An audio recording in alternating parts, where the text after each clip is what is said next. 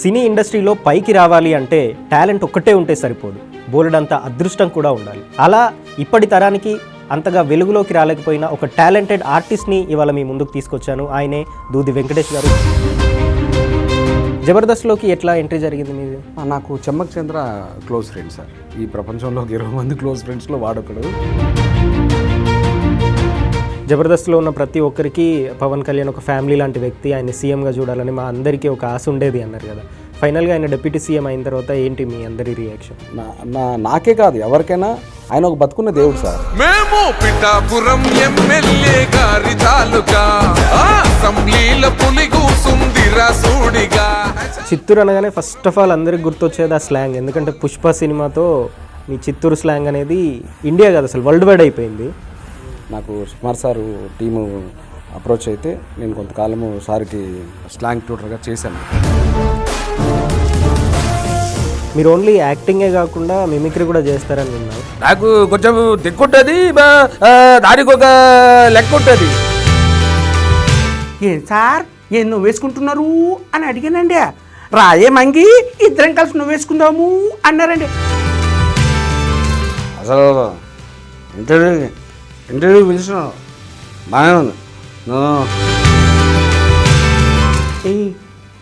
Pakki చుప్పకి banana రాష్ట్రపతి గారు చేతుల మీద కానీ సినీ ఇండస్ట్రీలో పైకి రావాలి అంటే టాలెంట్ ఒక్కటే ఉంటే సరిపోదు, బోలెడంత అదృష్టం కూడా ఉండాలి.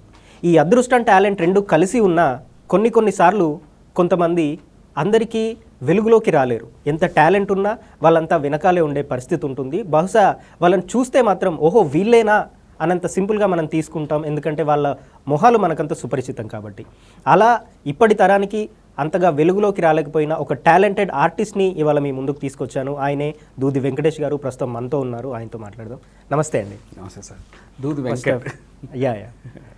So first of all me face అందరికీ తెలుసు. నిజానికి మిమ్మల్ని హెయిర్తో మేము అంత ఫాస్ట్గా గుర్తుపట్టలేకపోయాం, ఎందుకంటే ఆల్మోస్ట్ మీ సినిమాలన్నీ బాల్డ్ హెడ్తోనే ఉండేసరికి ఆ ఫేసే మా అందరికీ ఇది రిజిస్టర్ అయిపోయింది. ఫస్ట్ మీ ప్రాపర్ ఎక్కడ, మీ బ్యాక్గ్రౌండ్ చెప్పండి, ఎక్కడి నుంచి వచ్చారు? నా చిత్తూరు జిల్లా పీలేరు సార్. సో నా గ్రాడ్యుయేషన్ అక్కడే చేశాను, తిరుపతి.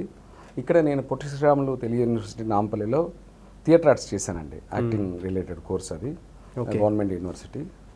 సో దాని తర్వాత 2008 నుంచి నా ప్రస్థానం, యాక్టింగ్ ప్రస్థానం స్టార్ట్ అయింది. ఫస్ట్ మూవీ నేను సుశాంత్, నాగార్జున గారి మేనల్లుడు సుశాంత్, కాళిదాసు, అది నా debut movie sir. First movie. Yeah, ఇంకా అక్కడ నుంచి అలా పరంపర. సో ఒక 50 ఎపిసోడ్ దాకా జబర్దస్త్ చేశాను. సో బాల్డ్ హెడ్, అన్ని డైలాగులు ఉన్నవి, చిన్నవో పెద్దవో. అవును. తర్వాత బాల్డ్ హెడ్తోనే ఒక 70 సినిమాల దాకా డైలాగులు ఉన్నవి, చిన్నవో పెద్దవో రిలీజ్ అయ్యాయి. ఇలా హెయిర్ చేయించుకున్నా కూడా ఒక 25 సినిమాల దాకా రిలీజ్ అయ్యాయి సార్. కానీ మాకందరికి మాత్రం మీరే గుర్తున్నారు. అదే ముందు నుంచి ఉన్న మీరు. అంటే ఎక్కువ సినిమాలు అలానే చేశాను.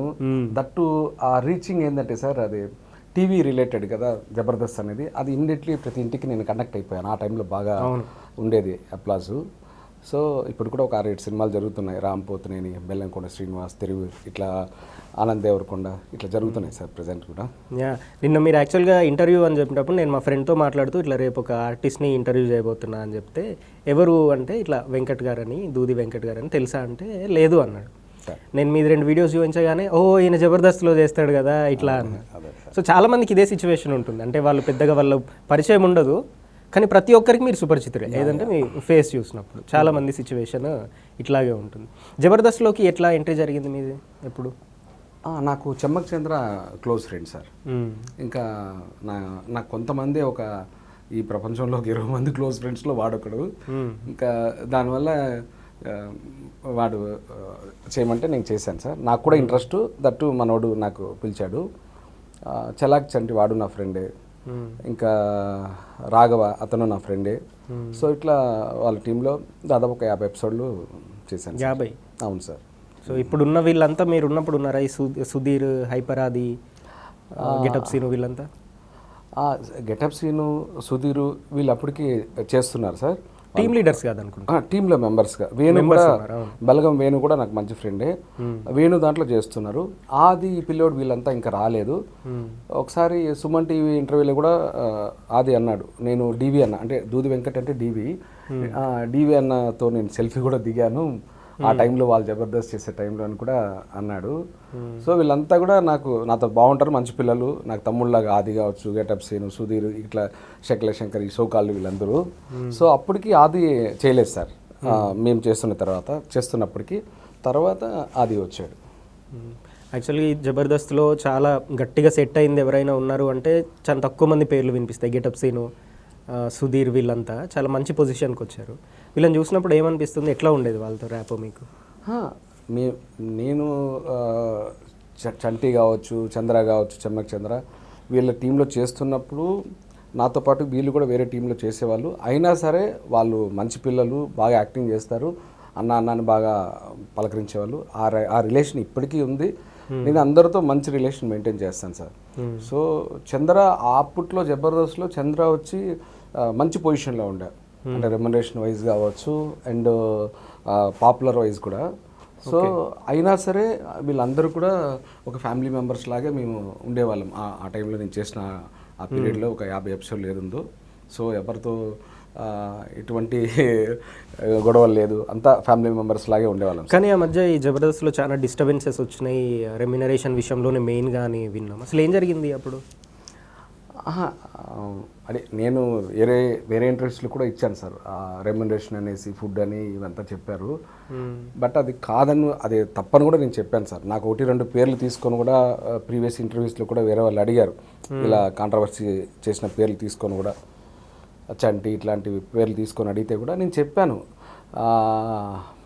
మల్లెమాల అనేది మనకు గవర్నమెంట్ ఎలాగ గవర్నమెంట్ జీతం ఎలా ఇచ్చేస్తారో అలాగా టయానికి వాళ్ళు అకౌంట్ చేసేవాళ్ళు ఇద్దరు టీం లీడర్కి.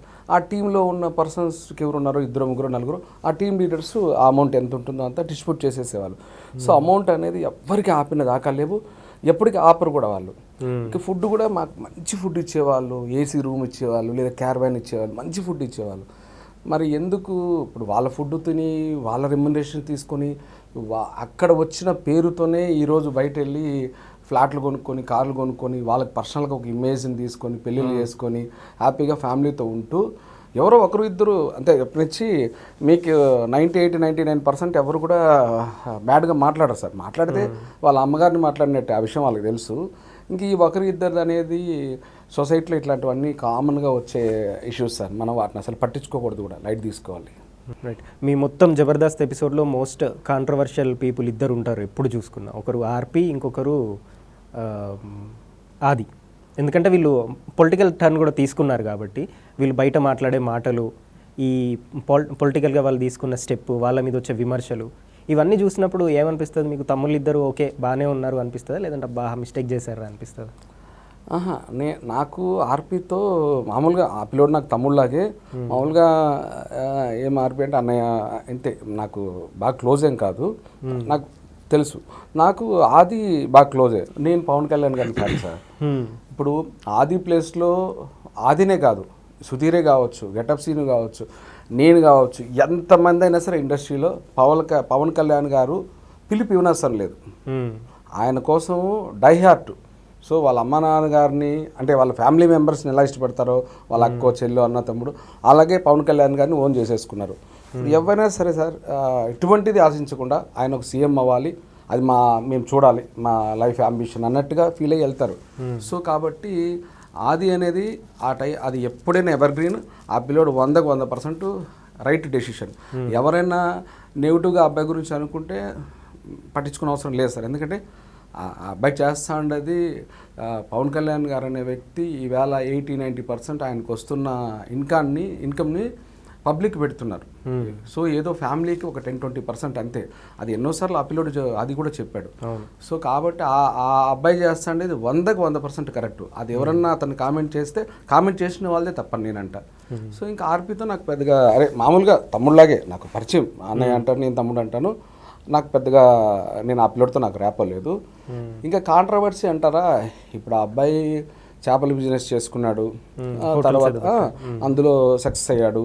యాక్టర్గా సక్సెస్ అయ్యాడు, ఇప్పుడు యూట్యూబ్ ఛానల్ పెట్టుకున్నాడు, దాంట్లో సక్సెస్ అయ్యాడు. ఇంకా ఒక పార్టీ కోసం మాట్లాడుతున్నారంటే అది అతని పర్సెప్షన్, తప్పులేదు. ఇప్పుడు ఎవరు పార్టీ కోసం వాళ్ళకు ఒక ఎజెండా ఉంటుంది, మాట్లాడుకోవచ్చు. ఇప్పుడు ఆ అబ్బాయి ఒక పార్టీ కోసం మాట్లాడుతున్నాడు, టీడీపీ కోసం, తప్పేముంది? ఆయన పర్సెప్షన్లో తప్పేం లేదు. దాన్ని వేరే పార్టీలు తప్పని అనుకుంటే అది వాళ్ళ పర్సెప్షన్, వాళ్ళని కూడా నేను కామెంట్ చేయను. అది అబ్బాయి వ్యక్తిగతం. అబ్బాయి ఏదైనా ఈ డెమోక్రసీలో ఏ పార్టీకైనా అతను సపోర్ట్ చేసుకోవచ్చు, అతను మాట్లాడుకోవచ్చు. కానీ ఆర్పి మాట్లాడే తీరు కూడా కొంచెం వేరేగా ఉంటుంది కదా సార్. అంటే పార్టీ పరంగా తీసుకుంటే జబర్దస్త్లో అల్టిమేట్గా నాగబాబు, రోజా వీళ్ళిద్దరే మీకు జడ్జెస్. అక్కడ పర్సనల్గా మంచి ర్యాపే ఉండేది మీకు, ఒక ఫ్యామిలీ మెంబర్స్ లాగా. కానీ పొలిటికల్ సైడ్ వచ్చేసరికి ఆర్పి, రోజా మీద చేసిన కామెంట్స్ అనేవి చాలా దారుణంగా చాలాసార్లు కామెంట్ చేసిన సిచ్యువేషన్ ఉంది. ఇట్లాంటివి చూసినప్పుడు ఏమనిపించింది మీకు? అదే సార్ మీరు అన్నదానికే చెప్తున్నా. ఇప్పుడు ఆది వచ్చి అట్లా రోజా గారిని ఉద్దేశించి, ఇంకోళ్ళని ఉద్దేశించి పర్టికులర్గా పేరు తీసి అతను ఎవరిని కాంట్రవర్సీ చేసుకొని ఎవరిని ఒకరిని పర్సనల్గా టార్గెట్ చేసి మాట్లాడలేదు. పార్టీ సిద్ధాంతాలు, జనసేన పార్టీ సిద్ధాంతాలు, పవన్ కళ్యాణ్ అన్న పర్సనల్గా ఒక బతుకున్న దేవుడు, ఈ పాయింట్ ఆఫ్లో అతను వెళ్ళిపోయాడు. అతను ఆ టైప్ ఆఫ్ అజెండా. ఆర్పి వచ్చి ఇంకొక అజెండా. అతను కొంచెం పర్సనల్గా టీడీపీకి ఇంకా డై హార్ట్ పర్సనల్గా ఫ్యాన్ అవ్వడం వల్ల పవన్ కళ్యాణ్ గారికి ఆది ఎలానో అలా టీడీపీకి ఇతను అవ్వడం వల్ల ఇతనికి ఒక స్టైల్ ఉంటుంది. ఆ స్టైల్లో ఆయన కామెంట్ చేసుకుంటూ ఈయనని తిట్టారు, ఈయన తిట్టారు, ఇవి పరస్పరం జరిగాయి కూడా. సో ఆయన స్టైల్ ఆఫ్ ఏమంటారు దాన్ని, ఆయన స్టైల్ ఆఫ్ మాట్లాడడం ఆయనకున్నింది, కన్వే చేసే పద్ధతి. సో ఇతనుకున్నింది. ఒక్కొక్కరిది ఒక style of way of talking ఉంటుంది సార్. అందరినీ మనం ఒక దీని కింద తీసుకోలేము, ఒక గొడుగు కింద తీసుకోలేము. సో ఆ ప్రాసెస్లో ఇప్పుడు రోజా గారిని ఆయన నిండొచ్చు, రోజా గారి తరఫున మనుషులు ఈయన నిండొచ్చు. ఇవి పొలిటికల్గా ఎప్పటికప్పుడు ఒకరి మీద ఒకరు విమర్శలు చేసుకోవడం అనేది కామన్ సార్. అది ఒకరు రూలింగ్గా ఉంటారు, ఒకరు అపోజిషన్లో ఉంటారు, ఇవన్నీ కామనే. సో కాబట్టి అతని పాయింట్ ఆఫ్లో ఆ పిల్లోడు ఆర్పి చేసిన పాయింట్ ఆఫ్, అతని పాయింట్ ఆఫ్లో ఒక టీడీపీకి ఫ్యాన్గా చేస్తున్నారు, డై హార్ట్, తప్పులేదు. అతని పాయింట్ ఆఫ్లో తప్పులేదు. వేరే వాళ్ళు వైసీపీ ఇంకేదో వేరే పార్టీల పాయింట్ ఆఫ్లో వాళ్ళకి తప్పు అనిపిస్తుంది. మీరు అన్న క్వశ్చన్కి నేను ఆన్సర్ చేశాను. జబర్దస్త్లో ఉన్న ప్రతి ఒక్కరికి పవన్ కళ్యాణ్ ఒక ఫ్యామిలీ లాంటి వ్యక్తి, ఆయన సీఎంగా చూడాలని మా అందరికీ ఒక ఆశ ఉండేది అన్నారు కదా. ఫైనల్గా ఆయన డిప్యూటీ సీఎం అయిన తర్వాత ఏంటి మీ అందరి రియాక్షన్? అదే సార్, ఇప్పుడు డిప్యూటీ సీఎం అయ్యారు, డెఫినెట్లీ నెక్స్ట్ ఆయన సీఎం, అందులో నో డౌట్. సో ఇప్పుడు మా కళ, మా ఆశ ఒక 50% రీచ్ అయ్యారు, తీరింది. డెఫినెట్లీ ఇంకో 50% బ్యాలెన్స్ ఉంది. సో నేను చెప్తున్నాను కదా సార్, నాకే కాదు ఎవరికైనా ఆయన ఒక బతుకున్న దేవుడు సార్. నేను పుట్టినరోజు నుంచి ఈ రోజు వరకు నేను ఒక మనిషిని, ఒక బతుకున్న దేవుడిని ఎవరినైనా చూశాను అని అంటే ఒక పవన్ కళ్యాణ్ గారిని. కానీ చంద్రబాబు తర్వాత లోకేష్ సీఎం అయ్యే అవకాశాలు ఎక్కువ ఉన్నాయి కదా సార్. అది ఇంటర్నల్గా ఇప్పుడు రేపు వాళ్ళు మళ్ళీ నెక్స్ట్ 29లో మళ్ళీ ఇద్దరు కలిసి వస్తున్నారు. సో అప్పుడు మళ్ళీ లోకేష్ గారు సీఎంగా ఉంటారా, లేదా చంద్రబాబు నాయుడు గారు సీఎంగా ఉంటారా, లేదంటే లోకేష్ గారు కానీ చంద్రబాబు నాయుడు గారు కానీ కొంతకాలం ఉండి పవన్ కళ్యాణ్ గారు కొంతకాలం ఉంటారా అనేది ఇంకా ఆ పొత్తులు అనేది ఇప్పుడు ఇది టూ ఎర్లీ సార్. ఇప్పుడు డిసైడ్ చేయాల్సింది కాదు, అది 29 మ్యాటరు. అది మీరు ఒక 28 ఆ టైంలో అడిగితే నేను కూడా మళ్ళీ ఇంటర్వ్యూకి వచ్చి నేను కూడా నా చిత్తూరు అనగానే ఫస్ట్ ఆఫ్ ఆల్ అందరికి గుర్తొచ్చేది ఆ స్లాంగ్. ఎందుకంటే పుష్ప సినిమాతో మీ చిత్తూరు స్లాంగ్ అనేది ఇండియా కాదు అసలు వరల్డ్ వైడ్ అయిపోయింది. అవును సార్. సో మీకు పుష్పతో ఉందా రిలేషన్ ఏమైనా? అదే సార్, బిగినింగ్లో పుష్ప 1 స్టార్ట్ అవడానికి బిఫోరు నాకు ఇదివరకు వేరే ఇంట్రెస్ట్లో కూడా నేను చెప్పాను సార్. నాకు సుకుమార్ సారు టీము అప్రోచ్ అయితే నేను కొంతకాలము సార్కి కొద్ది రోజులు నేను స్లాంగ్ ట్యూటర్గా చేశాను అల్లు అర్జున్ బన్నీ సార్కి. తర్వాత నేను అందులో క్యారెక్టర్ కూడా కమిట్ అయ్యాను. సో మారేడుపల్లికి వెళ్ళి చేశాను, కమిట్ అయ్యాను. ఆ టైంలో ఇంకా మా అమ్మగారికి హెల్త్ బాగాలేదు, అక్కడ తిరుపతిలో హాస్పిటల్లో జాయిన్ చేస్తే నేను ఇంకా హాస్పిటల్కి వెళ్ళిపోయాను. ఆవిడని చూసుకునే ప్రాసెస్లో నేను ఇంకా ఆ సినిమా వదులుకున్నారు. ఇంకా ఆవిడ ఆ ప్రాసెస్లో ఆవిడ కొద్ది రోజులు కాలం చేశారు. సో అప్పుడు నాకు ఆ టైంకి నాకు పుష్ప సినిమా అవకాశం అనేది మా అమ్మగారి ముందు అది నాకేమి నాకు పెద్ద ఇంపార్టెంట్ అని అనిపించలేదు. ఎందుకంటే మా అమ్మగారికి వెళ్ళి నేను అది చివరి రోజులు అనుకోలేదు, బట్ చివరి రోజులు అయ్యాయి. ఆవిడకి సేవ చేసుకునే అవకాశం వచ్చింది. అది ఏ తల్లికైనా కొడుకు బిడ్డకి అవకాశం వచ్చిందంటే అది చాలా గొప్ప విషయం. కాబట్టి అలా నేను బ్యాడ్ లక్ అని కూడా అనుకోను సార్. ఆ పర్టికులర్ మా అమ్మతో కంపేర్ చేస్తున్నా కాబట్టి ఆ సినిమా నాకు పోయినందుకు కూడా బ్యాడ్ లక్ అని కూడా అనుకోను. ఎందుకంటే అది సార్ అలా ఆ సినిమా పోయింది. బట్ సుక్కు సార్ కానీ బన్నీ సార్ కానీ వీళ్ళందరూ కూడా నాకు చాలా హెల్ప్ చేశారు. సో వాళ్ళు ఎప్పటికైనా ఫర్దర్గా కూడా నాకు హెల్ప్ చేస్తారు. ఎందుకంటే సుక్కు సారు మంచితనం మానవత్వం ఉన్న తక్కువ మంది మంచితనం మానవత్వం ఉన్న వ్యక్తులు ఇవాళ సొసైటీలో ఉన్నారు సార్. ఇది నేను పర్సనల్గానే చెప్తున్నా. ఎక్కువ మంది మానసిక రోగులు నమ్మక ద్రోహులే ఉన్నారు, తక్కువ మంది మంచితనం మానవత్వం ఉన్న వాళ్ళు ఉన్నారు. అందులో సుక్కు సార్ ఒకరు. ఆయన చేసిన హెల్ప్ కూడా బయటికి చెప్పుకోరు అందరిలాగా. అంతెందుకు సార్, నేను ప్రీడ్ అనే ఒక సినిమాకి శ్రవణ్ గారు అని ఒక అతను వరుణ్ సందేశ్ హీరోగా డైరెక్షన్ చేశారు. తర్వాత అన్నయ్య ఆ సినిమా ఫ్లాప్ అయినా కోడేటర్గా కూడా చేసుకున్నారు. అన్నయ్య చనిపోయారనే విషయం నీకు సుకు సారు టీంకి నా ద్వారా మెసేజ్ ఫార్వర్డ్ చేస్తే సారు వాళ్ళకి ఫినాన్షియల్గా హెల్ప్ చేశారు ఆ టైంలో, కరోనా టైంలో. సో ఇట్లా నేను నాలాంటి ఒక చిన్న వ్యక్తి చెప్తేనే అది కూడా వాళ్ళ టీం ద్వారా సార్కి నేను మెసేజ్ ఫార్వర్డ్ చేయించాను. డైరెక్ట్గా సార్కి కూడా నేను వాట్సాప్లో మెసేజ్ పెట్టి ఫోన్ చేసి చెప్పింది కాదు. ఆయన రియాక్ట్ అయ్యారు. అట్లా చాలామందికి ఆయన రియాక్ట్ అయ్యారు. అది నా పర్సనల్ వాయిస్ కాదు, అందరికీ తెలుసు. సో అల్లు అర్జున్కి ఎన్ని రోజులు ఇచ్చారు ట్రైనింగ్ స్లాంగ్లో? అదే 1 month లోపల అప్పుడప్పుడు వెళ్ళేవాడిని సార్ గెస్ట్ హౌస్కి, వాళ్ళ ఇంటికి. సో నేను అంటే వాళ్ళు పిలిచినప్పుడు వాళ్ళ కంఫర్ట్ ఉన్నప్పుడు వెళ్ళాను సార్. ఆ 1 monthలో అప్పుడప్పుడు పిలిచేవాళ్ళు. దాని తర్వాత నేను కంటిన్యూ అయ్యింటే ఒక 2 years దాకా ఆ పుష్ప 1కి నేను కంటిన్యూ అయ్యేవాడిని సార్. మా అమ్మగారిది ఇష్యూ లేకపోతే నేను అయ్యేవాడిని. ఇంకా అమ్మకు మించింది ఏముంటుంది సార్. అది యాక్చువల్గా అల్లు అర్జున్ అనగానే అందరికీ స్టైల్ గుర్తొస్తుంది, కానీ చాలా డెడికేటెడ్ వర్కరు, చాలా కష్టపడి పనిచేస్తారు సినిమాల విషయంలో అని వింటూ ఉంటాం ఆయన గురించి. ఎట్లా ఉండేది ఆయన బిహేవియర్, స్లాంగ్ నేర్చుకునే విషయంలో ఆయన డెడికేషన్ కావచ్చు, వర్కింగ్ స్టైల్ కావచ్చు? సార్ నేను చెప్పే స్థాయి నాది కాదు, బట్ అయినా చెప్తాను. సారీ టు సే, స్థాయి కాదని చెప్తాను అన్నందుకు.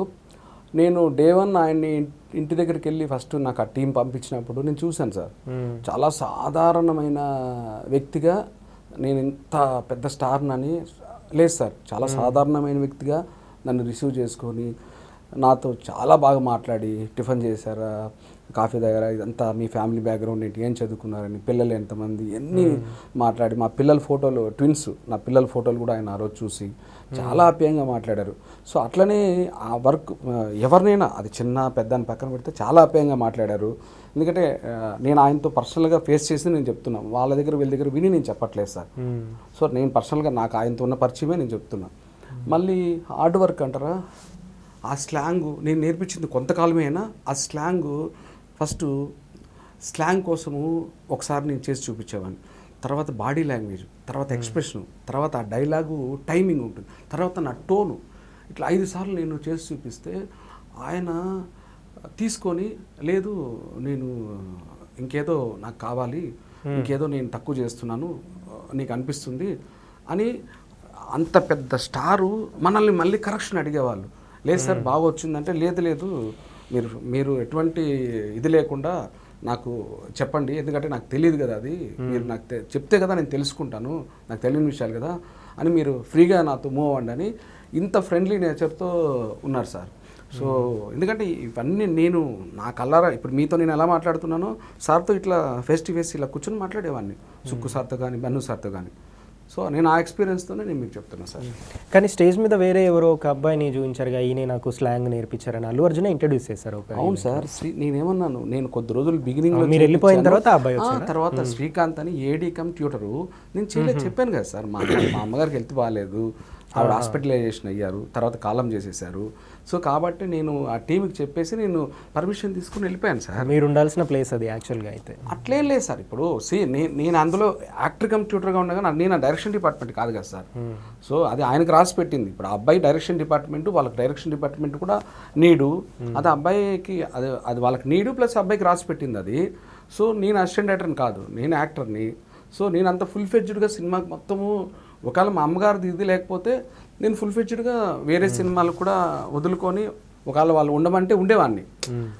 అసలు అక్కడి వరకు రాలేదు సార్. ఫస్ట్ నేను మా అమ్మగారిది ఇష్యూ అయింది, నేను వెళ్ళిపోయాను. సో అంతవరకు రాలేదు డిస్కషన్. డెఫినెట్లీ ఉండమంటే నేను ఉండేవాడిని, అదేం లేదు సార్. అబ్బాయి అసిస్టెంట్ డైరెక్టర్ కదా, సో నేను యాక్టర్, అతనికి నాకేం కంపారిజన్ లేదు సార్. ఓకే, అల్లు అర్జున్ని చాలా దగ్గరగా చూశానని చెప్పారు. ఆయన హెల్పింగ్ నేచర్ కావచ్చు, హార్డ్ వర్క్ కావచ్చు, ఇవన్నీ. అంత హెల్పింగ్ నేచర్ ఉన్న పర్సన్ని ఒక ఇష్యూలో, సంధ్యా థియేటర్ ఇష్యూలో ఆయన అరెస్ట్ చేయడం, ఒకరోజు జైల్లో ఉంచడం, ఇవన్నీ చూసినప్పుడు ఏమనిపించింది? గవర్నమెంట్ తీసుకున్న యాక్షన్ కరెక్టే అనిపించిందా? మీ ఫీలింగ్ ఏంటి ఆ అరెస్ట్ పైన? సార్ మారేడుమిల్లి దగ్గర కరోనా పీక్స్ సార్. ఆ టైంలో ఒక రిమోట్ విలేజ్, బాగా ఆల్మోస్ట్ ఒక ట్రైబల్ విలేజ్లా ఉంది అది. అక్కడికి భయపడుతున్నారు సార్ ఆ టైంలో. ఈయన టీంతో వెళ్ళి బన్నీ సారు వాళ్ళకి అక్కడ కొంత అమౌంట్, ఒక 18 లక్షలు డొనేట్ చేసి ఆ కరోనా టైంలో ఆ విలేజ్ సంబంధించి వచ్చారు. సో అట్లాగే ఆయన అందరితో సెట్లు కూడా చాలా ఫ్రెండ్లీగా ఉండేవాళ్ళు. ఎంత హార్డ్ వర్క్ అంత ఫ్రెండ్లీగా. ఇక మీరు సంధ్య థియేటర్ దగ్గర ఏంటంటే ఆయన పర్సనల్గా ఎప్పుడైనా సరే, ఈ రోజనే కాదు సార్, ఇలాంటి ఇష్యూస్ ఏదన్నా జరుగుతాయి అనగానే ఆయన నోటీస్కి ముందే వస్తే అసలు అటువైపు ఆయన వెళ్ళరు సార్. ఆ ప్రాంతాలు కూడా వెళ్ళరు. అది ఏంటంటే డిఫాల్ట్లో మహాతల్లి డిఫాల్ట్లో యాక్సిడెంటల్గా అది జరిగిపోయింది. అలా ఎప్పుడు జరగకూడదు. సో అది తన నోటీస్కి ముందు ఇలా ఏదైనా ప్రాబ్లమ్స్ వస్తాయి, మనం వెళ్ళడం వల్ల ఫ్యాన్స్ని కంట్రోల్ చేయలేకంటే తను వెళ్ళరు సార్ వెళ్ళరు. సో అది డిఫాల్ట్లో యాక్సిడెంటల్గా జరిగింది. బట్ ఆయన పర్సనల్గా ఒక 48 అవర్స్ వరకు ఎంత బాధపడ్డారని తెలుసు. తర్వాత ఆయన ప్రెస్కి వచ్చి ఆయన మాట్లాడడం అనేది జరిగింది. తర్వాత అరవింద్ సార్ కానీ, బన్నీ సార్ కానీ వాళ్ళంతా కూడా ఆ ఫ్యామిలీకి, మైత్రి మూవీస్ కానీ ఆ ఫ్యామిలీకి ఎంత తోడుగా ఉన్నారు, జీవితాంతం వాళ్ళ జీవితాంతం తోడుగా ఉంటారు. బట్ ఏదైనా లాస్ అనేది ఇప్పుడు ఆవిడ ఏది కాలం చేశారో, ప్లస్ ఆ బాబు ఇంకా రికవరీ లేదో, అదైతే మాత్రం ఆ లాస్ వెనక్కి రాదు సార్. బట్ అది అలా ఏదన్నా ఒకటి జరుగుతుందని కనుక తెలిస్తే బన్నీ సారే కాదు సార్, అది ఏ హీరో కూడా అటువైపు వెళ్ళరు సార్. ఇప్పుడు దాన్ని బేస్ చేసుకుని ఫర్దర్గా ఇప్పుడు గవర్నమెంట్ బ్యాన్ చేసింది అట్లాంటివి ఫర్దర్గా మేము ఆ బెనిఫిట్ షోర్స్ అనేది వేయమనేసి. ఏదైనా సరే ఇలాంటిది ఒకటి జరిగింది కాబట్టే మనకు ఆ నష్టం తెలుస్తుంది సార్. నిజంగా కూడా ఇలా జరుగుతుందని తెలిస్తే బన్నీ సారే కదా, ఎవరు పోరు సార్, ఎవరు. ఎందుకంటే ఆవిడ కూడా బన్నీ సార్కి ఒక చెల్లిలాగా ఒక అక్కలాగే కదా సార్, ఎవరికైనా వెళ్ళరు. సో ఇదేంటంటే ఫర్దర్గా ఇంక ఎవరికి కూడా ఇట్లాంటివి జరగకుండా ఉండడానికి ఇది ఒక లెసన్. బట్ ఆవిడ పోయి ఆ లాస్ అనేది భర్తీ చేయలేరు సార్, ఎవరు చేయలేరు. అది తెలిసిన ఓపెన్ సీక్రెట్ అది. రైట్. మీరు ఓన్లీ యాక్టింగే కాకుండా మిమిక్రీ కూడా చేస్తారని విన్నాం. అంటే స్టేజ్ పర్ఫార్మెన్స్ ఇవ్వకపోవచ్చు, బట్ ఆ స్కిల్ ఉంది మీ దగ్గర. చాలామంది వాయిస్లు ఇమిటేట్ చేస్తారు, మిమిక్రీ చేస్తారు అని విన్నాం. ఎంతమంది యాక్టర్స్ వాయిస్ ఇమిటేట్ చేయగలుగుతారు మీరు? నేను ఆల్మోస్ట్ ఒక 10 మందిని ఇమిటేట్ చేస్తాను సార్. సినిమా వాళ్ళని, పొలిటీషియన్స్ని ఇమిటేట్ చేస్తాను. ఓకే. బట్ ఈ మధ్య కొన్ని ఛానల్స్లో కూడా నేను బాలకృష్ణ గారి వాయిస్తో పవన్ కళ్యాణ్ అన్న డైలాగులు నేను చెప్పాను సార్. సో అది ఎందుకంటే నేను చేస్తా, దాదాపు నేను మళ్ళీ వాళ్ళందరూ అడగండి గురించి చేస్తా. పెద్ద ఎన్టీఆర్ గారు, చంద్రబాబు నాయుడు గారు, రాజశేఖర రెడ్డి గారు, షర్మిలమ్మ గారు, జగన్ గారు, పోసాని గారు, ఇట్లా చెప్పుకుంటూ పోతే దాదాపు నేను ఆయన సత్యనారాయణ గారు ఆర్టీసీ చైర్మన్ తెలంగాణ, సజ్జనార్ గారు కాదు, సత్యనారాయణ గారు అని రాజశేఖర రెడ్డి గారి టైంలో ఒక ఆయన ఉండేవాళ్ళు ఆర్టీసీ సత్యనారాయణ గారు. సో అదే సో అన్నీ చేస్తాను. ఇంకా బస్సులో ఏ బాత్రూమ్ మీరు చూసు అతను పోతారు, అతను అవుతారు, ఏ బాత్రూమ్ మీరు మీ బస్సులు మీరు కొంచెం ఇలా ఉంటుంది, రోల్ అవుతూ ఉంటుంది ఆయన వాయిస్. ఇట్లా నేను అందరివి చేస్తాను సార్, దాదాపు 10 మందివి ఏదో సరదాగా గెట్ టుగెదర్ కూర్చున్నప్పుడు. ఒకసారి మా ఆడియన్స్ కోసం చేస్తారా? మీకు బాగా నచ్చిన ఒక 2-3 వ్యక్తులు బాలకృష్ణ గారిలాగా మాట్లాడితే ఎట్లా ఉంటుందని ఒక 2-3 వాయిస్లు. అదే నేను పవన్ కళ్యాణ్ అన్న డైలాగులు మాత్రమే ఎక్స్క్లూజివ్ బాలకృష్ణ సార్ వాయిస్లో నేను చెప్పాను. ఎందుకంటే సార్తో నేను శ్రీమన్నారాయణ సినిమా చేశాను, అతని గొప్పతనం ఏంటో నాతో ఆయన పర్సనల్గా మాట్లాడారు. సో ఆ ఇంటరాక్ట్ అయ్యారు కాబట్టి ఆయన క్యారెక్టర్ ఏంటో నేను చూశాను. అందరు చెప్పేది కాదు, ఇది నేను చూశాను కూడా చెప్తున్నా. అంటే నేను చిన్నపిల్లని కాబట్టి ఇలా కంపేర్ చేయకూడదు. చిన్న పిల్లోడి, ఇప్పుడు మా అమ్మాయి, నాకు 9 సంవత్సరాలు, 2 కవల పిల్లలు. మా అమ్మాయిలు ఎలా ఉంటారో మనకు బాలకృష్ణ సారు అందరితో అలా ఉంటారు. అంటే నేను చిన్నోడు ఆయనకన్నా నేను కంపేర్ చేయకూడదు, కాకపోతే నేను ఆయనతో గడిపిన కొంత ఉంది కాబట్టి టైము నేను చూశాను, అంత బాగా కనెక్ట్ అయిపోతారు. సో అట్లా ఆ స్టేచర్ ఉన్న వ్యక్తులు నాలాంటి చిన్న వాళ్ళతో అలా కనెక్ట్ అవ్వడం అనేది తక్కువ సందర్భాల్లోనే ఉంటాయి బయట. కానీ అది ఆయన గొప్పతనం, ఆయన సంస్కారం అది. సో నేను కళ్యాణ్ అన్న డైలాగులు వేరే ఇంటర్వ్యూస్లో చెప్పినవి చెప్పంటే చెప్తాను. వేరే హీరోస్ అయితే సారీ టు సే నేను చెప్పను. నేను ఎందుకంటే కళ్యాణ్ అన్న ఫ్యాన్ కాబట్టి చెప్తాను. నేను అదే అడుగుతున్నా. ఇప్పుడు నేను అడిగే వాటికి మీరు చెప్తారో లేదో, లేదంటే కాంట్రవర్సీ అవుద్దని ఫీల్ అవుతారో, అందుకే ఆ ఆప్షన్ మీకే వదిలేస్తున్నా. మీరే కాంట్రవర్సీ అవ్వదు, బట్ నేను ఇది చేస్తానని మీకు నచ్చిన ఒక 2-3 వాయిస్లు బాలకృష్ణ వెర్షన్లో చేస్తే ఎట్లా ఉంటుంది అనేది చేసి చూపించాను. నేను వేరే హీరోస్ కూడా నేను చెప్తాను. నేను పవన్ కళ్యాణ్ అన్న ఫ్యాన్ కాబట్టి ఆయన తీసుకొని చెప్పేది తప్ప నుంచి వేరే హీరోస్ నేను చేయనని అనట్లేదు. మీరు ఏ హీరో అయినా చెప్పండి, ఆయన డైలాగ్ చెప్పండి, ఆ హీరోది నేను బాలకృష్ణ సార్ వాయిస్లో నేను చెప్తా, అట్లేం లేదు. సో నాకు కొంచెం దిక్కుంటుంది, దానికి ఒక లెక్క ఉంటుంది. కొన్నిసార్లు రావడము లేట్ అవ్వచ్చేమో కానీ రావడం మాత్రము పక్క, అక్కడైనా ఇక్కడైనా. చూడప్ప సిద్ధప్ప, సింహము గడ్డం గీసుకుంటుంది, నేను గీసుకోను, మీదంతా సేమ్ టు సేమ్. ఎండు పంచు మనదైతే ఆ కిక్కే వేరప్ప. నైస్. సో అల్లు అర్జున్ పుష్ప డైలాగులు అదే స్లాంగ్లో బాలకృష్ణ గారు చెప్తే ఎట్లా ఉంటుంది చేయండి ఒకసారి. ఎందుకంటే స్లాంగ్ ట్రైనింగ్ ఇచ్చింది మీరే కదా. పుష్పలో ఏదైనా శ్రీవల్లి వాళ్ళు గొర్రెలు మేపడానికి వచ్చారు, నేను బుల్లెస్తే వేయడానికి వచ్చాను. మీరు ఏ డైలాగ్ చెప్పండి, నేను అలాగే చెప్పేస్తాను. అదే శ్రీవల్లితో మాట్లాడే డైలాగ్ ఉంటుంది కదా, అమ్మి నచ్చినానా నీకు చూస్తూ నవ్వినావంట కదా అని. మీ పేరుతో మీకు కామెడీ చేయమంటే చేస్తాను. ప్రవీణ్ కదా. అవును. ఏమన్నా ప్రవీణ్ అన్నా, ఏందా నువ్వు భలే ఉన్నావునా, యాంకరింగ్ భలే చేస్తావులే. వాడు ప్రవీణ్ ఉండలా యాక్టరా, వాడు కమెడియన్, వాడు కూడా నా ఫ్రెండేనా. ఎందుకంటే ఓన్ పేరు నీ పేరు ఒకటే కదనా, అందుకని అట్లా మాట్లాడుతాండలేనా. ఏందా నువ్వు బాగానే చేస్తాను నన్ను, నీ పాసుకోవాలా నువ్వు యాంకరింగ్. ఏంది ఇంతకుముందు కూడా ఇట్నే నాలాంటి వాళ్ళు బాగానే ఇబ్బంది పెట్టింటావులే యాంకరింగ్ చేసి. చాలా బాగా వచ్చింది. సో ఏమేం ప్రాజెక్టులు చేస్తున్నారు ఇప్పుడు నెక్స్ట్? రామ్ పోతినేని, బెల్లంకొండ శ్రీనివాస్, తిరువీర్, పెద్దర్జున్ గారు డైరెక్టర్ కమ్ ప్రొడ్యూసర్గా ఒకటి, ఆనంద్ దేవరకొండ, ఫరియా అబ్దుల్లా జాతిరత్నాల ఫేమ్ హీరోయిన్, ఆమె ఒకటి లేడీ ఓరియంటెడ్. ఇంకా ఒక 6-7 సినిమాలు జరుగుతున్నాయి సార్. సో అది. సో ప్రస్తుతానికి అయితే బాగానే ఉందా ఆపర్చునిటీస్, కెరీర్ అంతా? పర్లేదు సార్, అంతే. దాదాపు ఒక 10 days అలా బిజీ ఉంటున్నా. అది ఇది ఏ నెలకు ఆ నెలకు వెళ్ళిపోతుంది సార్. అంతే. ఈ నెల షూటింగ్స్ పడలేదంటే ఇంకా ఇబ్బందే, ఏమన్నా అప్ చేయాల్సిందే. విషయం చెప్తున్నా. సో ముఖ్యంగా ఈ ఇన్స్టాగ్రామ్ రీల్స్, యూట్యూబ్ షార్ట్స్ ఇవన్నీ వచ్చిన తర్వాత ఇన్ఫ్లుయెన్సర్సే యాక్టర్స్ అయిపోతున్నారు చాలామంది.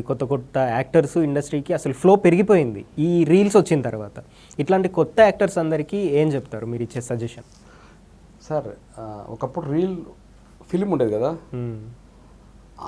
ఆ రీల్ చేస్తున్నప్పుడు ఫిలిం మీద అప్పుడు ఎంత కాంపిటీషన్ తక్కువ ఉండేదో, ఈ రీల్స్ వచ్చేసిన తర్వాత ఇన్స్టా రీల్స్ అంత కాంపిటీషన్ ఎక్కువైంది.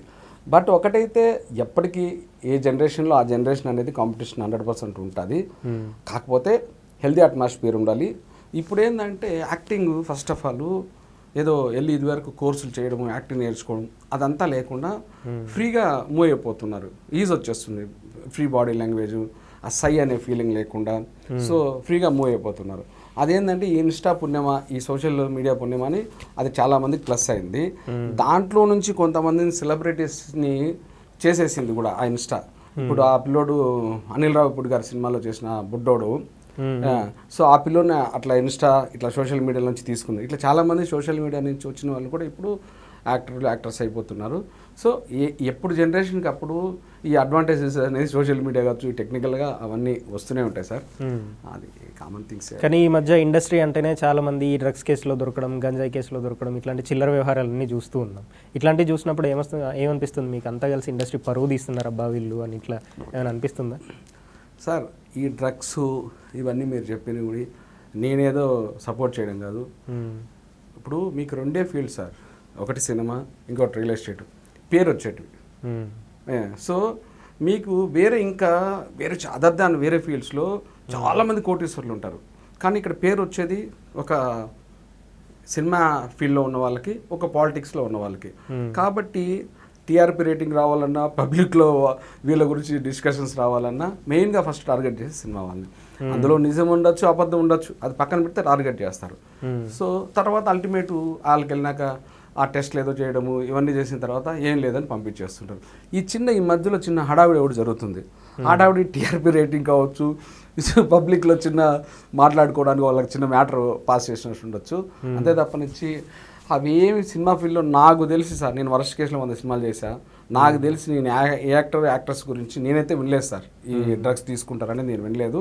ఇలా మీలాంటి వాళ్ళు సోషల్ మీడియాలో అప్పుడప్పుడు నేను చూసిందే తప్పనిచ్చి నేను ఇండస్ట్రీల పరంగా అయితే నేను వినలేదు సార్. నేను అబద్ధాలు చెప్పను, నేను భయపడను, ఉన్న ఫ్యాక్ట్ చెప్తున్నా. సో ఇప్పుడున్న దేశం కూడా చాలా క్లిష్ట పరిస్థితులలో ఉంది. ఎందుకంటే మన పక్కన ఉన్న పాకిస్తాన్కి మనకి యుద్ధం ఆల్మోస్ట్ ఇంకా అఫీషియల్గా అనౌన్స్ చేయలేదు, బట్ ఆల్మోస్ట్ బార్డర్లో అదే సీన్ కనిపిస్తుంది. ఇంకొంతమంది పాకిస్తానీలు కూడా ఇండియాలో ఉన్నట్టు డౌట్. ఎందుకంటే అక్కడక్కడ పాకిస్తాన్కి సపోర్ట్ చేస్తూ కొందరు నిన్న కూడా పూణేలో నిరసన చేసిన పరిస్థితి. ఇట్లాంటివి చూసినప్పుడు ఏమనిపిస్తుంది మీకు? సార్ ఇప్పుడు మనము ఈ గడ్డ మీద పుట్టాం, ఈ గడ్డ మీదే తింటున్నాం. ఇప్పుడు తమ్ముడు మురళి నాకు చనిపోయాడు. ఇట్లాంటి వాళ్ళు ఎంతోమంది కాశ్మీర్లో నిన్న కవల పిల్లలు, ఒక అమ్మాయి అబ్బాయి నేను చనిపోయింది. ఇప్పుడు ప్రజెంట్ పాకిస్తాన్ ఇండియాలో జరుగుతున్న వారిలో ఇంతమంది మన కళ్ళ ముందు చనిపోతున్నారు. సరే, మానవత్వం మంచితనం మర్చిపోయి ఈ గడ్డ మీద పుట్టాము, ఈ గడ్డ మీదే పోతాము అని తెలిసి కూడా పాకిస్తాన్కి జిందాబాద్, పాకిస్తాన్కి సపోర్ట్ చేసి ఏ బాస్టెడ్స్ అయినా, అది అమ్మాయిలు కావచ్చు అబ్బాయిలు కావచ్చు, ఏ బాస్టెడ్స్ అయినా సార్, వాళ్ళు ఒక అమ్మ అబ్బకు కన్నా పుట్టిన వాళ్ళై ఉంటే పాకిస్తాన్కి సపోర్ట్ చేస్తూ ఒక అమ్మ అబ్బకు పుట్టిన వాళ్ళ ఇండియాలో ఉంటే మాత్రం వాళ్ళని నిర్దాక్షిణ్యంగా మన గవర్నమెంట్ అట్లాంటి వాళ్ళని ఏరి పారేయాలి సార్. అంటే ఏరి పారేయడం అంటే మనం తీసుకెళ్ళి పాకిస్తాన్లో వదిలేయడమా, లేదంటే అసలు ఈ భూమి మీద నుంచి తీసి పడేయడమా, ఏం తప్పులేదు సార్. ఎందుకంటే భారతమాత అనేది మన అమ్మ ఎంతో మన ఇండియా అంతే. సో ఈ గడ్డ మీద తింటూ ఈ గడ్డ మీద ఉంటూ వేరే పాకిస్తాన్ అనే అక్కడ ఉన్న వాళ్ళంతా పాకిస్తాన్లో ఉన్న ముస్లిమ్స్ బాస్టెడ్స్ వాళ్ళకి సపోర్ట్ చేస్తూ ఇక్కడ మన వాళ్ళు చేస్తున్నారు. అంటే వీళ్ళని ఏమి చేసినా సరే, నిర్దాక్షిణ్యంగా ఏం చేసినా, అందులో హిందూస్ ఉన్ని, ముస్లిమ్స్ ఉన్ని, క్రిస్టియన్స్ ఉన్ని, ఈ గడ్డ మీద పుట్టి ఈ గడ్డ మీద ఉంటూ ఈ గడ్డ మీద తింటున్న వాళ్ళు కన్నా పాకిస్తాన్కి సపోర్ట్ చేసే వాళ్ళు ఏ బాస్టెడ్స్ ఉన్నా సరే ఏరి పడేయాలి సార్. దాంట్లో నేను ముందు ఉంటాను. సో మీరు ఎవరైనా నన్ను పిలవండి, నా చేతనంతవరకు నేను వచ్చి ఏం చేయడానికైనా సరే నేను ముందుంటాను సార్. నేను డైరెక్ట్ పబ్లిక్కే చెప్తున్నా. నేను చిన్న ప్రాణిని అయినా నేను రావడానికి రెడీ సార్. ఎందుకంటే నా దేశం మీద నాకు ఆ ప్రేమ, నా అమ్మ మీద ఎంత ప్రేమ ఉందో నా దేశం మీద నాకు అంతే ప్రేమ ఉంది. నిజానికి ఒక దేశానికి మనకి యుద్ధం జరుగుతుంది అన్న ఇట్లాంటి సిచ్యువేషన్లో అక్కడ మనకు ఆర్మరీ పవర్ ఎంత అవసరమో దేశం నుంచి మెంటల్ పవర్ కూడా అంతే అవసరం, మెంటల్ సపోర్ట్ కూడా అంతే అవసరం. కానీ మన దగ్గర అటు బాలీవుడ్ నుంచి కావచ్చు, ఇటు టాలీవుడ్ నుంచి కావచ్చు, ఎవ్వరు మేమున్నాం, పర్లేదు మనం నిలబడదాం, ఇట్లా చేద్దామని ఎవ్వరు బయటికి రాలేదు, ఎట్లాంటి స్టేట్మెంట్ ఇవ్వలేదు. దాన్ని ఎట్లా చూస్తారు అసలు? హీరోలు కూడా ఈ ఇష్యూ మీద రియాక్ట్ కాకపోవడం ఏంటి అని? సార్ ఒకటి సార్, మీరు చాలా వాల్యూడ్ క్వశ్చన్, చాలా వాల్యుబుల్ టైం ఈ విషయంలో చెప్తున్నా. మీరు అడిగిన ఈ క్వశ్చన్ టైమింగ్ అనేది ఇక్కడ డైరెక్ట్గా వచ్చేసి పవన్ కళ్యాణ్ గారు వచ్చేసారు సార్. ఎందుకంటే ఆయన పొలిటికల్గా ఉన్నారు కాబట్టి వచ్చేసారు. ఇంకా మిగతా వాళ్ళు పొలిటికల్గా లేని వాళ్ళు ఎవరైనా సరే ఈ విషయం మీద డెఫినెట్లీ వచ్చి, అది తెలుగు సినిమా ఇండస్ట్రీనే కాదు, ఎంటైర్ మన ఇండియాలో ఏ సినిమా ఇండస్ట్రీ వాళ్ళైనా సరే, ఇతరత్ర ఏ పొలిటీషియన్స్ కావచ్చు, ఇతరత్ర ఎవరైనా సరే వచ్చి దీన్ని డెఫినెట్లీ సార్, ఇండియాలో పుట్టి ఇండియాలోనూ తింటూ ఇండియాలోనూ ఉంటూ పాకిస్తాన్కి జెండా మోస్తూ పాకిస్తాన్కి సపోర్ట్ చేసే ఆ హిందూ కావచ్చు, ముస్లిం కావచ్చు, క్రిస్టియన్ కావచ్చు, వాళ్ళని ఏరి పారేయాలి అనేసి డెఫినెట్లీ వీళ్ళంతా బయటకు వచ్చి చెప్పాలి సార్. అందులో ఎందుకంటే నేను ఆఫ్టర్ ఆల్ చిన్న యాక్టర్ని, నేనే రియాక్ట్ అయినా, బట్ చెప్పాలి సార్. కాకపోతే మోడీ గారు దీని మీద ఆల్రెడీ ఫైట్ చేస్తున్నారు, గట్టిగా చేస్తున్నారు. సో ఈ టైంలో మనం ఆయన పిలిపించినప్పుడు మనం బయటకు వచ్చి చెప్దాము, మనం ఇండివిజువల్గా మన వాయిస్ ఈ టైంలో మనం ఇవ్వడం కరెక్ట్ కాదేమో, ఆగుతున్నారేమో నేను అనుకుంటున్నా. ఎందుకంటే ఒక పెద్ద వ్యక్తి, ఒక దేశ ప్రధాని, ఆయన డైరెక్ట్గా ఇంకా యాక్షన్లోకి దిగేసినప్పుడు, ఫైట్ చేస్తున్నప్పుడు ఆయన వాయిస్ కోసం వెయిట్ చేస్తున్నారేమో నేను అనుకుంటున్నా. వన్స్ ఆయన మొత్తం పబ్లిక్ అంతా కూడా మీరు కూడా రియాక్ట్ అవ్వాలి అని అన్నప్పుడు డెఫినెట్లీ అందరూ, సినిమా యాక్టర్లే కాదు సార్, పొలిటీషియన్, స్పోర్ట్స్ అందరూ పరిగెత్తా వచ్చి బయటకు ఓపెన్ అయిపోతారు. వాళ్ళకి కావాల్సింది ఏది ఉందో వాళ్ళు 100% డైరెక్ట్గా వాళ్ళ ఎఫర్ట్స్ పెడతారని నేనైతే గట్టిగా నమ్ముతున్నాను సార్. ఇదైతే కన్ఫర్మ్. రైట్. మీరు జబర్దస్త్లో నాగబాబు గారి నవ్వు గురించి, రోజా గారి నవ్వు గురించి ఒక స్కిట్ చేశారు కదా, దాని గురించి ఒకసారి మాట్లాడదాం. ఎట్లా చేశారు, ఎందుకు అని? అదే సార్, నేను ప్రీవియస్ కూడా చెప్పాను. మాకు ఆ టైంలో సంజీవ్ అన్న డైరెక్టరు ఒక చిన్న కంటెంట్ ఇచ్చేవాళ్ళు. దాన్ని మేము ఎలాబరేట్గా చంద్ర, నేను, అంటే ఆ పర్టికులర్ ఆ టైంలో టీమ్ లీడర్స్ ఎవరు ఉన్నారో, ఆ టీంలో మెంబర్స్ ఎవరు ఉన్నారో, రేర్గా రైటర్స్ని పెట్టుకొని మేము డిస్కస్ చేసి 1-2 రోజులు ప్రాక్టీస్ చేసుకొని ఒక 10-20 నిమిషాల డ్యూరేషన్తో స్కిట్ చేసేసేవాళ్ళం. అప్పుడు మాకు ఒకసారి నాగబాబు సార్ది, నేను అన్నాను కూడా పిలుస్తాను పర్సనల్గా, రోజా మేడం నేను పర్సనల్గా అక్క అని కూడా పిలుస్తాను, వీళ్ళ నవ్వు మీద మాకు స్కిట్ ఇచ్చారు. ఇచ్చినప్పుడు నేను యాక్ట్ చేసి వాళ్ళే ఇచ్చారు మీకు ఈ స్కిట్ ఇది చేయండి అని? అదే మాకు ఆ టీమ్ లీడర్స్కి ఇస్తారు సార్. ఆ టైంలో 5 ఎంతో టీమ్ లీడర్స్ ఉంటారు కదా, వాళ్ళందరికీ ఇస్తారు. అందులో మాకు ఇచ్చారు ఇదే. అప్పుడు మేము చేసాం. సో అప్పుడు ఒక దాంట్లో ఏమో నేను రోజా అక్కనేమో, రోజా ఆంటీ నవ్వితే రోడ్డు మీద రేకు పెట్టి బర్రని గీసేసినట్టు ఉంటుంది తెలుసా అని అన్నా. అంతనే ఆవిడ సంగతి బయటికి సంగతి చెప్తాను, అక్కడ ఏదో చిన్న ఇది టీఆర్పీ లాగా జనాలు కొంచెం కిక్ వస్తుంది కాబట్టి అలా అన్నారు. మళ్ళీ బయటకు వచ్చాక మామూలుగా టీ కాఫీ తాగేటప్పుడు తమ్ముడు బాగా చేస్తారా అదేదైనా మెచ్చుకుంటారు, తీసుకోమని. అలాగే నాగబాబు అన్నది ఒకటి నవ్వు మీద, తమ్ముడు రచ్చరావి ఒక లాయరు, వీడు చెమ్మక్ చంద్ర ఇంకో లాయరు, నేను ఆవిడ నాగబాబు అన్న వాళ్ళ ఇంట్లో ఒక పని ఆవిడ. సో నేను కోర్టులో బోన్లో ఉండగా చంద్ర అడిగాడు, మీ అయ్యగారు ఇంట్లో ఎలా ఉంటారంటే, ఇంట్లో షార్ట్ వేసుకుని ఉంటారండి అని. అంటే షార్ట్ వేసుకోవడం కాదు, అదే ఈ ట్రాక్ ఉందా అది కాదు, పర్సనల్గా ఎలా ఉంటారు, అమ్మగారితో కోపంగా ఉంటారండి, నాతో ప్రేమగా ఉంటారండి. అలా కాదు, ఆయన ఒక్కరే ఉన్నప్పుడు ఏం చేస్తుంటారు. ఓ రోజు సారు మేడెక్కుతున్నారండి, ఏంటబ్బా అనుమానం వచ్చి పొలోని పాలయ్యారండి, వాటర్ ట్యాంక్ వేసి కిలకిలా కిలకిలా అని నవ్వేసుకుంటున్నారండి. అయిపోయి ఏంటి సార్కని పిచ్చి పట్టిందా ఇటు నవ్వేసుకుంటున్నారు అని, సారు ఏం సార్ ఏం నవ్వేసుకుంటున్నారు అని అడిగానండి. రాయే మంగి ఇద్దరం కలిసి నవ్వేసుకుందాము అన్నారండి. అయిపోయి అమ్మగారికి తెలిస్తే ఇంకేంటనే ఉందండి, నేను రానండి అన్నానండి. అంతేనండి, అలా జరిగిందండి. ఇలా స్కిట్స్లో చేసేవాళ్ళం. యాక్చువల్గా మీరు ఇవన్నీ చేసిన దానికంటే బాలకృష్ణ వాయిస్లో చేసిందే బాగుంది. Thank you. సో బాలకృష్ణ గానే అడుగుతాను. బాలకృష్ణ గారు రీసెంట్గా ఏపీలో రాజధాని పనులు కూడా మొదలయ్యాయి కదా, గవర్నమెంట్ మారిన తర్వాత మళ్ళీ ఈ రాజధాని లేపేస్తారు అని అంటున్నారు. మీ రియాక్షన్ ఏంటి దాని మీద? అంటే తమ్ముడు ప్రవీణ్, నువ్వు అడిగిన కొంచెం బాగుంటుంది. మరి మనకు శ్రీరామచంద్రుడు ఎలాడో అలాగే మనకు ఆంధ్రప్రదేశ్కు రాజధాని కూడా అలానే. అక్కడ శ్రీరామచంద్రుడు ఒకటే, ఇక్కడ ఆంధ్రప్రదేశ్కు అమరావతి రాజధాని ఒకటే. గవర్నమెంట్లు మారచ్చు, మారకపోవచ్చు, డిసైడెడ్ అమరావతి రాజధాని. సో వెరీ నైస్ అండి. ఇంకా ఏదైనా వేరియేషన్ చేస్తారా? అంటే ఏడ్చిన క్యారెక్టర్ కావచ్చు, తాగుబోతు క్యారెక్టర్ కావచ్చు, ఇట్లా. నేను పీజీ థియేటర్స్ చేసినప్పుడు అక్కడ అమ్మ సెంటిమెంట్ది రిటర్న్ టెస్ట్ అయిపోయాక ఓవరాల్లో నేను అప్పుడు నాకు యాక్టింగ్ ఏమీ తెలియనప్పుడే, ఎందుకంటే అది నాకు డిఫాల్ట్లో ఇన్బిల్ట్, ఒక కన్ను ముక్కు చెవులాగా యాక్టింగ్ కూడా ఒక పార్ట్ బాడీలో. సో అప్పుడే చేశాను. ఇప్పుడు మీకు నవ్వుతూనే ఆ వేరియేషన్ తీసుకొని చేస్తాను. సో నాకు ఏదో ఒక రాష్ట్రపతి గారు ఒక షీల్డ్ ఇస్తే అది నేను తీసుకొని మా అమ్మ దగ్గరికి వచ్చాను, అమ్మకు చూపిద్దామని. కట్ చేస్తే అక్కడ అమ్మ చనిపోయింది, నాకు తెలియదు నేను ఇంటికి వచ్చాక. ఇప్పుడు మా అమ్మ దగ్గర నా ప్రీవియస్ అమ్మకు నాకున్న బాండింగ్ ఏదుందో అది ఎక్స్ప్రెస్ చేస్తాను.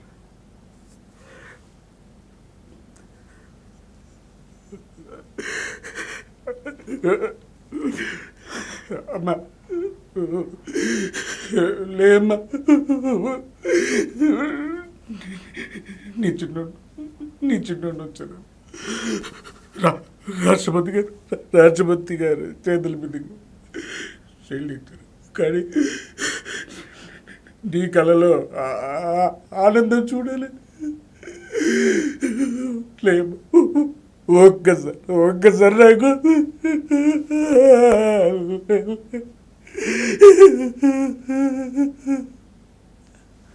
సో బీభత్సం. నిజంగా కామెడీ చేసేవాళ్ళు ఇట్లాంటి ఏడ్చిన సీన్స్ చేస్తే మీరు ఎట్లా ఫీల్ అవుతారో తెలియదు, కానీ యాజ్ అన్ ఆడియన్గా మాకు ఏడుపు వస్తుంటుంది ఇట్లాంటిది.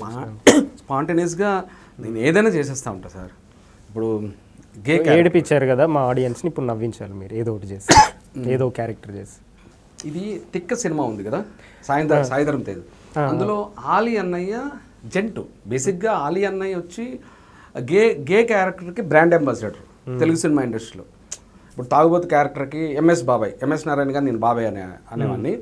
అట్లా ఒకప్పుడు. ఇప్పుడు వీడు రమేష్ నా ఫ్రెండే, తాగుబోతు రమేష్, వాడు బ్రాండ్ అంబాసిడర్ చెప్తున్నా. అట్లాగా ఆ రోజు ఆలీ అనే జంట అయితే నేను గే క్యారెక్టర్ చేశాను తిక్కలో, సాయిధరం తేజ్ హీరోగా. అక్కడ చేసింది ఇప్పుడు మీకు జస్ట్ చూపిస్తాను. ప్లస్ నేను ఆలీ 369 కూడా షోకి గెస్ట్గా వెళ్ళినప్పుడు కూడా అక్కడ చేశాను. మీకు ఇప్పుడు కూడా అది ఉంటుంది, దానికి సంబంధించిన ఆలీ 369 ఎపిసోడ్లో ఉంటుంది అది. ఇప్పుడు ఆలీ అన్నతో మాట్లాడతాను నేను అక్కడ. పకి చుప్పకి బనానా ఏ పూలూరుకో అంటే అబ్బా పూలూరు పత్రి ఏ బాబయ్య ఏ నీకు అక్క చెల్లి లేరా అబ్బా బారా అబ్బా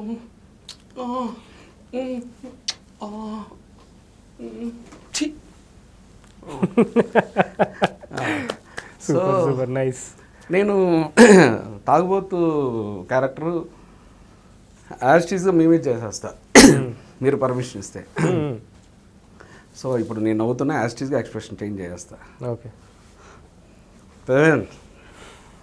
అసలు ఇంటర్వ్యూ పిలిచిన బాగానే ఉంది.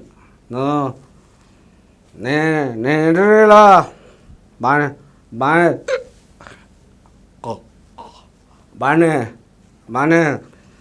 యాక్టింగ్ చేసినా నిజం మాట్లాడా. నిజం ప్రవీణ్, అసలు మనకు యాక్టింగ్ బాడీలో ఉంది అది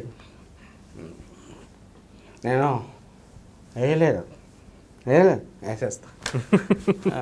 సూపర్ అండి. సో ఫైనల్గా బాలకృష్ణ గారు మా ఆడియన్స్కి ఏదైనా చెప్పాలనుకుంటున్నారా? అంటే అందరికీ తెలిసిన విషయమే, ఇద్దరు కలిస్తే పుడతాము, ఆ ఇద్దరు మనకు తెలీదు. నలుగురు పోస్తే పోతాము, ఆ పోయడానికి ఆ నలుగురికి పోటీ పడడమే మన జన్మకు సార్థకత. రైట్. సూపర్.